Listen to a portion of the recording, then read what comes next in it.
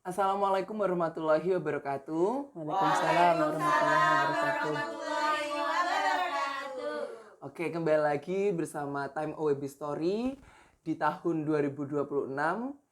Saya ucapkan selamat tahun baru untuk seluruh tukang dan pendidik dari PKBM Al-Fayat serta sobat kesetaraan yang juga menonton di podcast kali ini.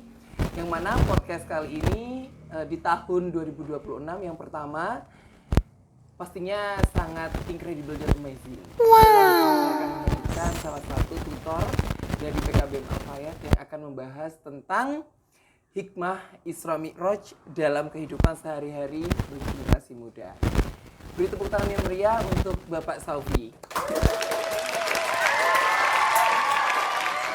Siap, silakan Pak Saufi boleh perkenalan terlebih dahulu. Mungkin teman-teman yang di rumah atau audien yang di rumah juga ingin berkenalan langsung dengan Pak Saufi secara lebih dalam. Terima kasih untuk Mas Andre waktu yang telah diberikan dan kesempatan yang kali ini diberikan kepada kami, suatu kehormatan, suatu kebanggaan bisa menghadiri podcast ini ya. Iya. Apa Mas tadi namanya? Time OWB Story. Time OWB Story atau disingkat dengan TOS. Ya. Baik, sebelumnya perkenalkan nama saya Muhammad Saufi. Alhamdulillah juga menjadi salah satu bagian keluarga besar di PKBM Al-Fayat ini. Dan di sini diamanahkan menjadi seorang tutor di pendidikan kesetaraan pada program paket B maupun paket C yang diamanahkan untuk mengampu di mata pelajaran bahasa Indonesia, Mas. Di sini juga salah satu kehormatan bagi saya, bahwasanya hampir perjalanan kurang lebih mulai 2018 hingga 2026, kurang lebih berarti 8 tahun Mas, kurang lebih 8 tahun. Ya, masih bisa istiqomah, masih bisa di sini berkumpul bareng dengan rekan-rekan yang tentunya ini menjadi momen yang sangat membanggakan bagi saya pribadi. Langsung saja ya mungkin di cerita atau di tema kita pada siang atau pagi menjelang siang pada hari ini. Ya. Mumpung momennya kan tepatnya Mas. Ya, menuju ke Isra Mi'raj. Isra Mi'raj, ya. Tapi sebelumnya saya potong terlebih dahulu ya Pak ya. Karena Pak Saufi ini adalah salah satu tutor bahasa Indonesia juga yang sama dengan saya itu tutor bahasa Indonesia juga.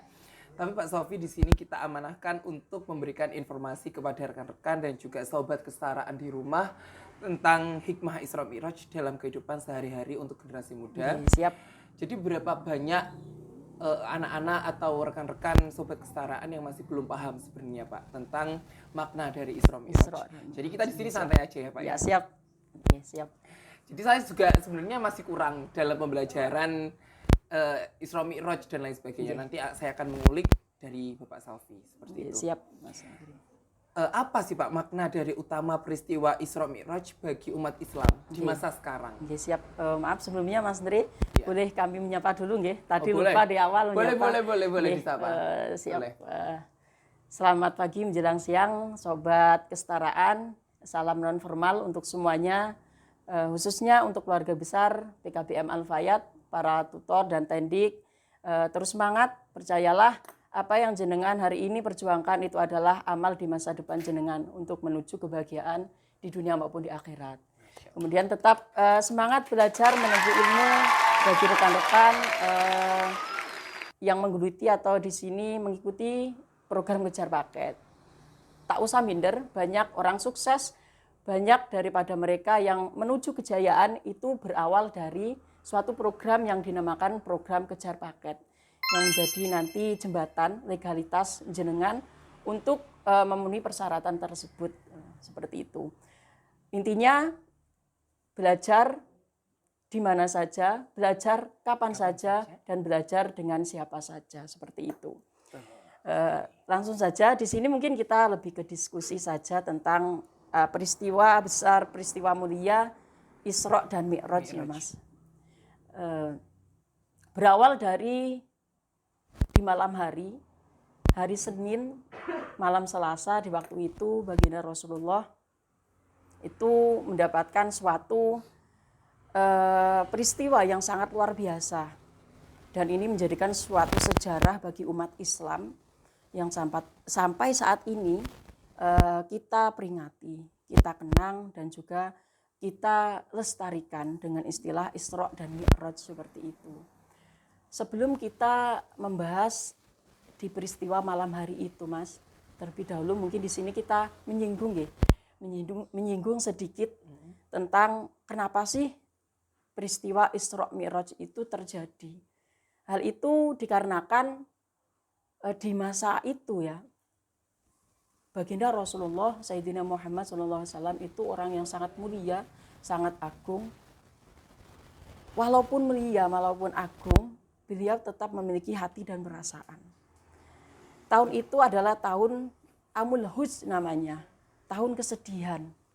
Yang mana seorang yang paling mulia di mata Allah itu merasa sedih, merasa berduka karena kehilangan seorang yang beliau cintai.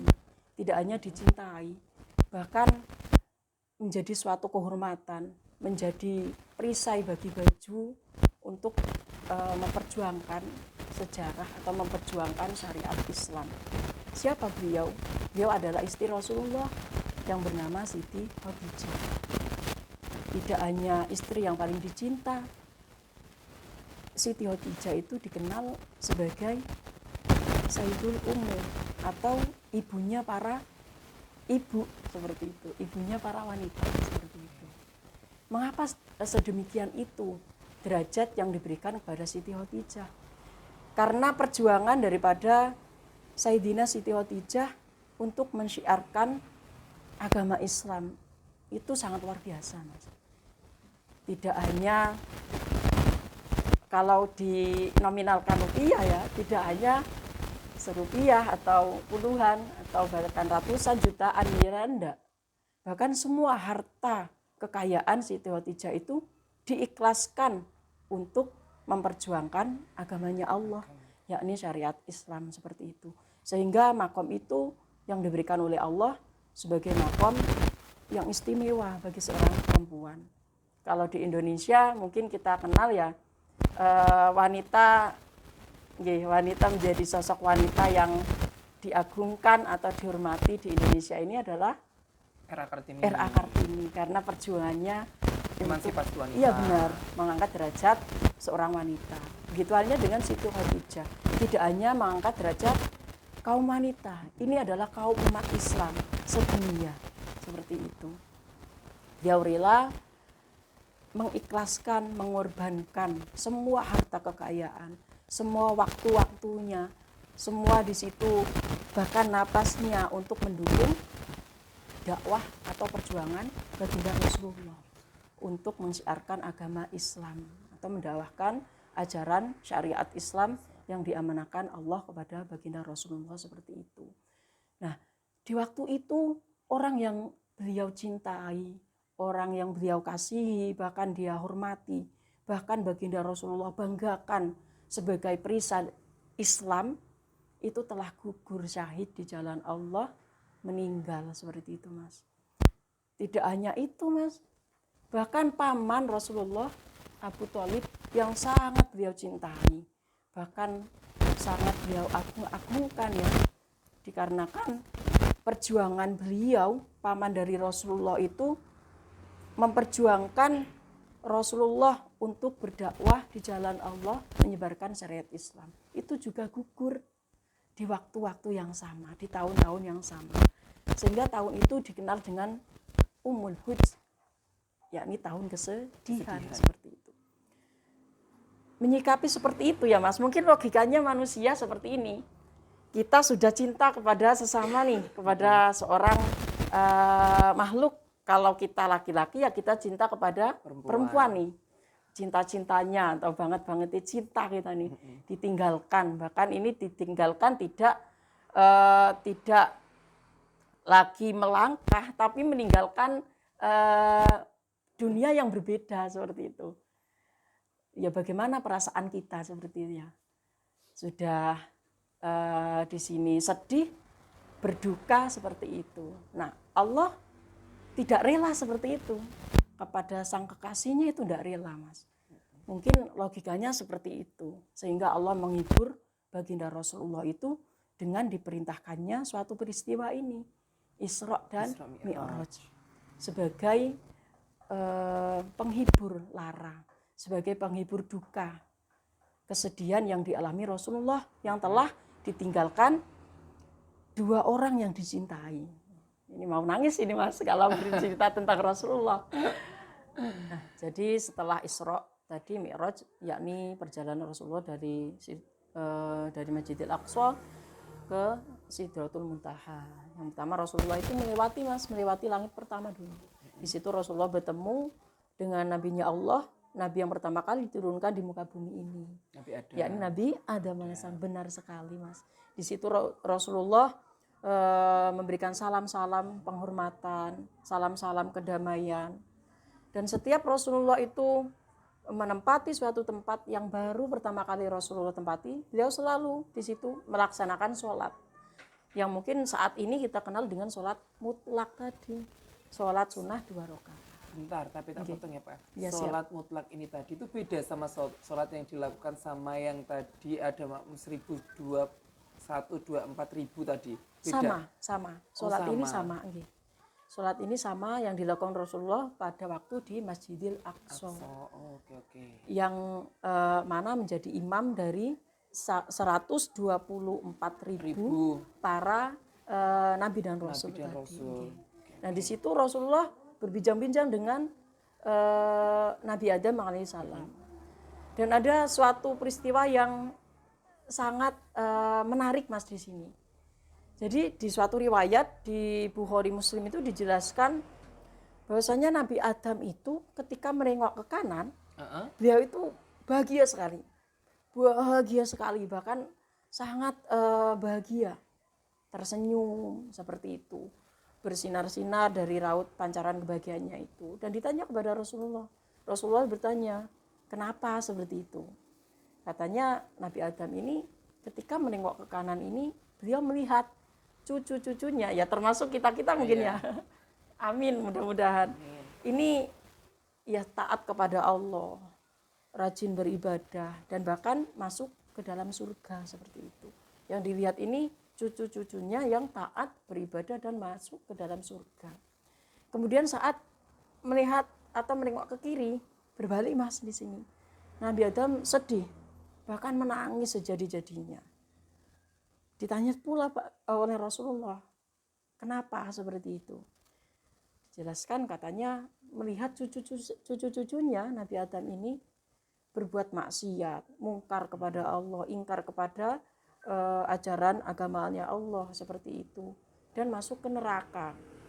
Jadi ketika ke kanan melihat surga, ke kiri melihat neraka. Setelah itu Rasulullah berpamitan langsung naik ke langit kedua.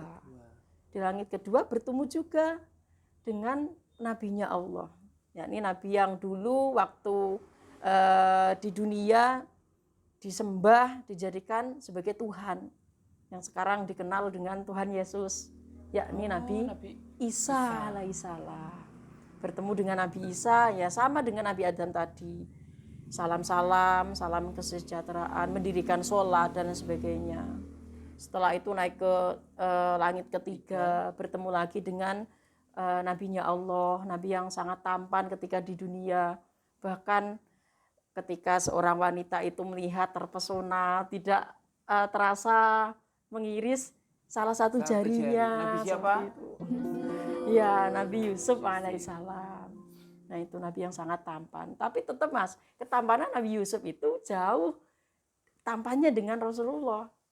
Ibarat rembulan dibagi dua, yang setengah ini Rasulullah, yang seperempat ini Nabi Yusuf, yang seperempatnya ya kita nih, kaum Adam. Itu seperti itu. Jadi bahkan kan ada syair Rasulullah itu mukanya bak rembulan yang bersinar seperti itu.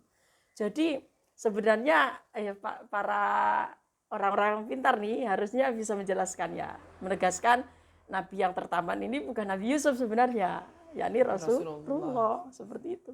Dan kita harus bangga. Kita dapat seperempatnya Mas, itu pun dibagi dengan orang yang ada di dunia. Iya. Orang yang pertama di dunia siapa Mas? Ada Nah, enggak? siapa? Yang saat ini maksudnya di zaman Suaminya kita. masing-masing. Di zaman kita suaminya masing-masing. Suaminya masing-masing. Nah, setelah bertemu dengan Nabi Yusuf, berpamitan, terus melanjutkan perjalanannya Mi'rajnya Rasulullah tadi di langit keempat. Bertemu kembali dengan nabinya Allah bernama Nabi Idris. Di situ sama Mas, setiap tempat yang Rasulullah itu singgahi, yang belum pernah disinggahi, selalu menebarkan salam penghormatan, mendirikan sholat. Ya, sholat mutlak itu yang mungkin kita kenal sampai saat ini. Nah, seperti itu. Kemudian naik lagi ke langit kelima, bertemu dengan saudaranya Nabi Musa. Nabi Musa alaihissalam. Nabi Musa ini nabi yang terkenal, termasyhur dengan sering protesnya, seperti itu. Nabi yang paling berani protes, bahkan tidak sesama manusia, Allah diprotes sama Nabi ini, Nabi Musa alaihissalam. Contohnya apa Pak ini yang protesnya Ya. Nabi Musa ini? Protesnya gini, suatu ketika ya di zamannya Nabi Musa alaihissalam itu ada suatu hambanya Allah yang mana hamba ini tidak dikenal masyhur, tidak terkenal lah Mas ibaratnya. Pelosok banget rumahnya ini. Pelosok banget. Ini salah satu hambanya Allah yang dimuliakan ternyata sama Allah. Tidak terkenal, pelosok, tapi mulia. Bahkan mulianya ini hampir setara dengan Nabi Musa. Nabi Musa tidak terima.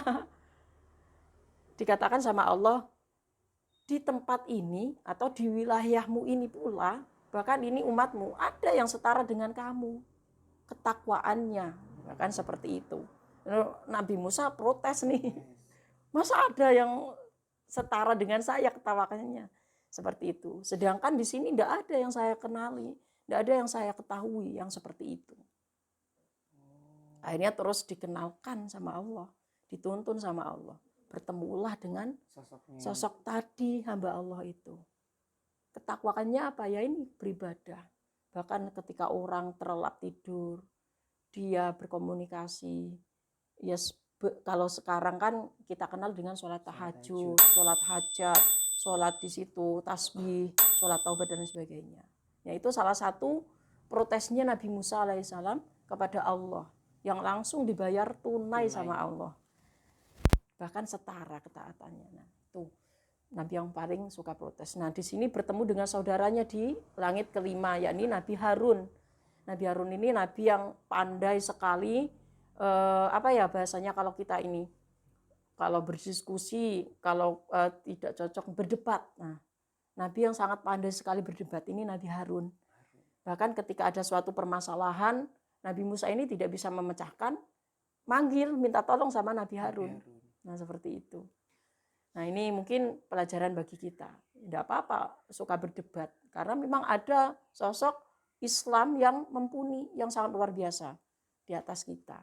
Kemudian naik lagi ke langit ke-6, bertemu dengan Nabi Musa alaihissalam. Seperti itu.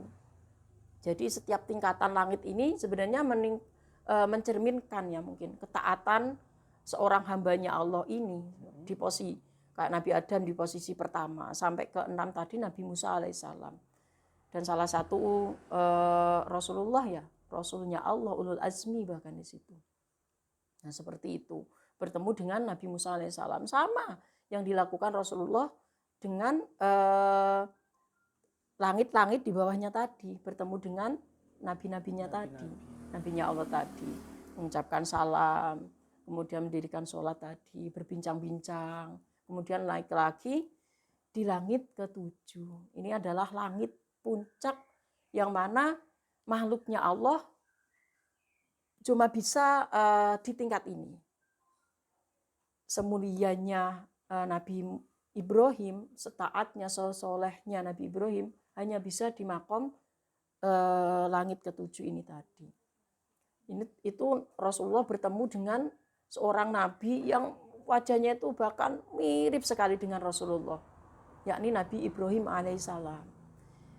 Karena kalau kita secara nasab yang kita ketahui kan di tarikh-tarikh itu cerita Rasulullah pun nasabnya nanti di Nabi Ibrahim alaihissalam seperti itu. Ini kakek buyutnya ini. Kakek buyutnya Bani yang paling mulia di situ, di Bani Israel itu. Itu mirip sekali Mas di situ, berbincang-bincang. Rasulullah sangat bergembira karena bertemu dengan seorang nabi yang ternyata itu adalah kakeknya, kakek buyutnya seperti itu. Ya karena Nabi Ibrahim ini bijaksana ya, hanya tersenyum, diam menyambut Rasulullah. Seperti itu. Kemudian ditanya-tanya, ditugaskan apa dari Allah seperti itu. Ya ini untuk melaksanakan Isra dan Mi'raj tadi. Nah, di situ pula kemudian malaikat Jibril mengatakan kepada Rasulullah, ya Rasulullah, mungkin tugasku sudah cukup sampai di sini saja menemani engkau. Saya tidak bisa untuk melanjutkan lagi ke tingkat setelah langit ketujuh ini. Di mana itu ya? Ini di Sidratul Muntaha tadi, di Arsy, di tempat singgasananya Allah.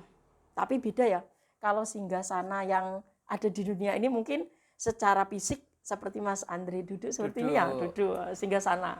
Tapi di sana beda. Beda lagi. Tidak bisa kita jelaskan dengan logikanya manusia. Tidak bisa kita bayangkan, oh berarti Allah ini duduk ya. Berarti Allah ini kalau duduk ya berarti punya kaki dong, punya ngapunten anggota tubuh dong. Tidak seperti itu. Allah itu mukhalafatul lil hawadisi, berbeda dengan makhluknya. Kemudian Allah ini qiyamu binafsihi, berada dimanapun Allah ini, seperti itu. Kemudian di situ Rasulullah naik Mas, dari langit ketujuh naik ke Sidratul Muntaha. Di situ Rasulullah mengalami peristiwa yang sangat banyak sebenarnya. Kalau kita jelaskan ini tidak selesai ini. Kemudian di situ Rasulullah takjub kagum dengan yang namanya Sidratul Muntaha, yang ternyata ini makhluk berupa pohon besar sekali. Pohon ini sangat besar sekali. Bahkan di situ serang besarnya ya mungkin tidak ada ukurannya di alam semesta ini. Dan memiliki daun yang sangat lebar, indah sekali. Kalau di keterangan suatu riwayat Bukhari Muslim itu indah sekali katanya. Dan yang ini yang kita saat ini mungkin percayai, katanya setiap nasib, takdir itu sudah tertulis, tertera dan tertulis di Sidratul Muntaha tadi, di setiap daun-daun. Iya benar, sudah ada tulisannya di situ. Dan kan ada yang mengatakan nih, ketika daun itu gugur, berarti orang yang ada di dunia atau makhluk yang ada di dunia akan meninggal sesuai yang ada di tulisan di situ, seperti itu. Ini termasuk pohon dari surga, Mas. Nah, di situ barulah Allah memberikan suatu mukjizat, suatu perintah kepada Rasulullah. Bahkan sebelum diperintahkan untuk mendapatkan perintah wahyu berupa sholat, itu mungkin banyak sekali Mas di situ. Apa perintah dari Allah itu banyak. Langsung di sini ya, kita langsung saja di intinya Isra Mi'raj itu sebenarnya perintah menjalankan atau melaksanakan sholat 5 waktu. Cuma Mas Andre, ini ada yang menarik ya. Ternyata sebelum Rasulullah itu mensyariatkan berupa kewajiban sholat 5 waktu. Sebelumnya itu tidak sedikit itu. 5 waktu. Iya. Ada berapa itu ternyata, Pak? Ternyata ada bahkan 50 waktu. 50 waktu yang dipangkas, diperintahkan oleh Allah untuk umat kita sebenarnya, umatnya Rasulullah ya kita ini untuk menjalankan sholat sebanyak 50 waktu. Kemudian di situ setelah selesai Rasulullah bertemu dengan seorang sang Khalik ya, seorang pencipta sebagai zat pencipta, sang maha agung, sang maha luhur, sang maha besar lah Mas di situ. Turunlah Rasulullah dari Sidratul Muntaha tadi, turun kembali ke inginnya turun ke langit dunia seperti itu. Turun ke langit 7 bertemu dengan Nabi Ibrahim, ditanyai dapat tugas apa, dapat wahyu apa. Dikatakan dapat wahyu atau tugas perintah berupa menjalankan sholat 50 waktu. hanya tersenyum Sayyidina Ibrahim alaihissalam. Karena kan beliau itu bijaksana. Mungkin menganggap kalau tugas ini diberikan kepada Rasulullah berarti Allah sudah lebih tahu nih. Mungkin ya hamba-hambanya sanggup nih, umatnya sudah sanggup. Turun ke langit ke-6. Nah, di sini terjadi hal yang menarik. Terjadi suatu percakapan di sini antara Rasulullah dengan Nabi Musa alaihissalam. Karena Nabi Musa yang terkenal dengan tadi itu senang yang namanya itu apa mas tadi itu berdebat, menyangga, protes seperti itu. Nah, Rasulullah ditanya dapat waktu dapat perintah yakni menjalankan sholat 50 waktu, diprotes sama Nabi Musa. Ya Rasulullah, wahai nabinya Allah, wahai utusan Allah, umat saya saja tidak sanggup menjalankan perintah sholat sebanyak seperti itu, apalagi umat kamu. Kenapa kok tidak sanggup? Karena kan yang dilihat itu fisik mas. Mungkin fisiknya Nabi Musa dengan umatnya kan besar-besar seperti itu. Secara logika tenaganya mungkin lebih kuat. Nah, energinya lebih banyak. Nah, umatnya Rasulullah kan kecil-kecil seperti kita. Dianggap tidak mampu. Karena protes itu Rasulullah suruh naik lagi. Naik. Setiap naik itu dipangkas 5 waktu. Dari 50 turun 5 hingga jadi sholat 5 waktu. Berarti kalau kita hitung Rasulullah itu turun naik turun sebanyak 45 kali. Kok delala Indonesia pun merdeka 40 ya 1945. Ini hikmah mungkin ya. Salah satunya seperti itu. Nah, singkat cerita seperti itu. Setelah itu baru turun. Nah, turun hati Rasulullah sudah terhibur karena perintah Allah tadi, karena peristiwa yang sangat luar biasa, mukjizat yang bahkan semua rasul, bahkan semua nabi tidak pernah mengalami seperti itu. Dan ada satu peristiwa yang sangat penting, mukjizat yang sangat luar biasa, bahkan ini menjadi mukjizat terluar biasa yang dialami Rasulullah. Bahkan Rasulullah bisa membelah bulan itu tidak ada apa-apanya dengan mukjizat ini. Mukjizat apa itu Pak? Yang mukjizat Isra dan Mi'raj ini. Rasulullah bisa membelah bulan. Itu kan sesuatu yang luar biasa sebenarnya Mas. Luar biasa itu siapa yang bisa membelah bulan? Ya. Dan itu diakui oleh astronot atau ilmuwan bahwasanya bulan itu ternyata pernah terbelah karena ada bekas retakannya. Retakannya itu sangat presisi, setengah-setengah. Itu kalau kita sangkutkan memang benar pernah terbelah bulan itu. Dan Rasulullah menerima wahyu selain mukjizat yang luar biasa ini kan Al-Quran tadi. Ini puncaknya atau kalau bisa rajanya mukjizat yang dialami Rasulullah. Sebenarnya mukjizat menerima wahyu berupa sholat 5 waktu. Seperti itu karena tadi menjadi imam dari semua nabinya Allah sejumlah 124.000. Bertemu langsung dengan Sang Kholik yang tidak bisa dilakukan oleh semua hamba-hambanya. Dan inilah yang mana ruh Rasulullah itu disandarkan langsung dengan Allah. Rasulullah itu ada di kiri, ngapunten, Allah ada di kanan. Itu di alam ruh yang pernah dilihat oleh Nabi Adam. Sehingga tobat Nabi Adam itu diterima saat membaca atau bersolawat kepada Nabi. Yang dilihat waktu dulu di surga bersanding dengan Allah. Seperti itu. Jadi seperti itu Mas, singkat cerita tentang Isra dan Mi'raj. Wow, sangat insight baru buat saya. Mungkin buat teman-teman sobat kesetaraan atau teman-teman yang ada di sini juga ini adalah insight baru. Ini ada beberapa pertanyaan lagi sih Pak. Siap. Ada 3. Ini dari yang masuk dari Instagram yang teman-teman tanyakan. Ini nilai-nilai karakter apa saja yang bisa diterapkan dalam kehidupan sehari-hari dalam peristiwa Isra tadi? Siap. Tentunya kalau kita sudah bisa mendengar, mengambil cerita tersebut, mengambil dalam artian hikmahnya, manfaatnya, kebaikannya apa dari peristiwa yang kita dengar atau kita lihat ya Mas. Banyak sekali di situ poin-poinnya. Salah satunya ya kalau kita memang benar-benar di situ mengambil hikmah daripada itu, peristiwa Isra Mi'raj itu tidak hanya peristiwa besar, peristiwa yang luar biasa yang terjadi kepada Rasulullah. Bahkan ini terjadi kepada umatnya harusnya. dengan adanya peristiwa itu, harusnya umatnya tadi itu lebih empati, simpati. Rasulullah mendapatkan perintah 5 waktu ini tidak semudah itu.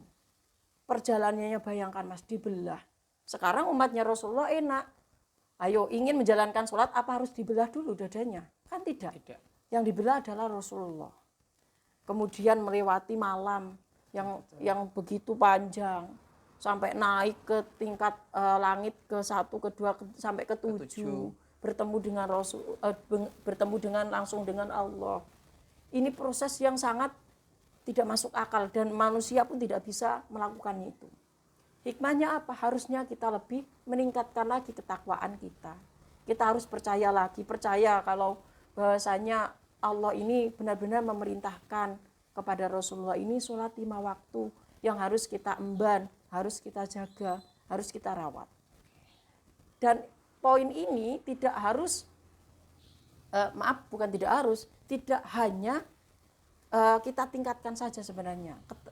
Menambah ketakwaan kita kepada Allah dengan cara melaksanakan sholat. Tidak hanya seperti itu. Sebagai seorang hamba, sebagai umat Rasulullah, harusnya sholat ini tidak hanya sekedar dijalankan, ditunaikan.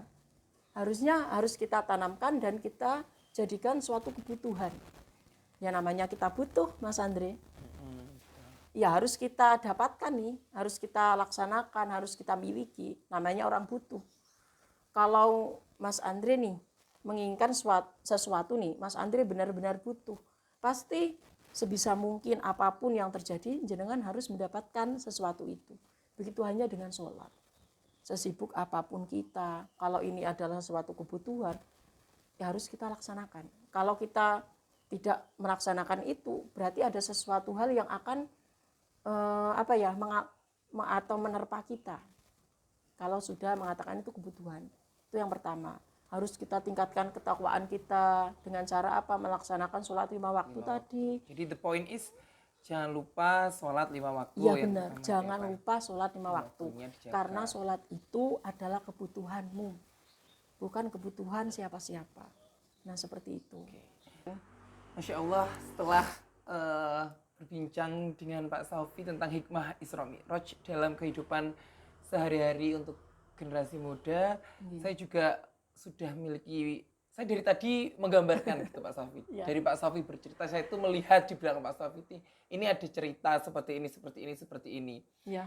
Jadi nantinya saya harap untuk rekan-rekan yang di rumah atau sobat kesetaraan bisa membayangkan dari cerita Pak Saufi ini tadi, karena banyak hal yang dapat kita ambil dari pelajaran atau hikmah dari Isra Mi'raj ini. Semoga teman-teman yang melihat dan juga sobat kesetaraan, khususnya dari Tutor dan Tendik, dari PKBM Al-Fayat, semuanya nanti dapat mendapatkan hikmah tentang podcast di hari ini. Amin, amin Mas. Siap. Saya ucapkan terima kasih sama Pak Saufi karena sama-sama. Sebenarnya panjang ya Pak ini. Kalau kita panjang ya kalau cerita. Panjang. Ya, benar. Maka dari itu buat teman-teman bisa nanti kita ngobrol-ngobrol lagi di sini bersama Bapak Guru kita, Bapak Saufi. Saya ucapkan terima kasih. Semoga kita nanti sehat-sehat terus ya Pak ya untuk kedepannya. Saya ucapkan terima kasih. Wassalamualaikum warahmatullahi wabarakatuh. Waalaikumsalam warahmatullahi wabarakatuh.